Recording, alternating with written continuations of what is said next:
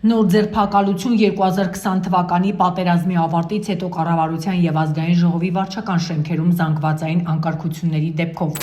Հայաստանի Հանրապետության քննչական կոմիտեից պաշտոնապես հայտնեցին, որ մեկ անձ նույնականացվել է որպես խափանման միջոց է կիրառվել բացակայելու արգելքը։ Փաստացի մեղադրաների թիվը հասավ 10-ի։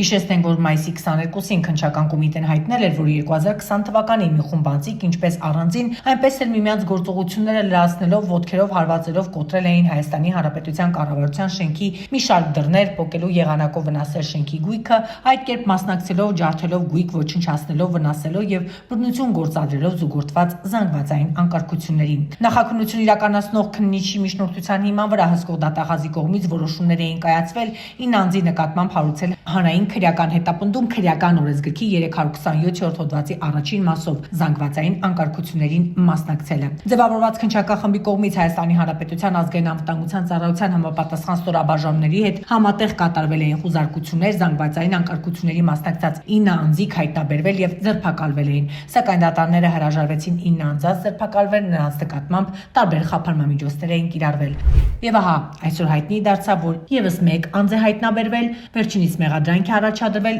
եւ խափանման միջոց է ընտրվել չբացակայելու արգելքը։ Մեղադրյալների թիվը փաստացի հասավ 10-ի։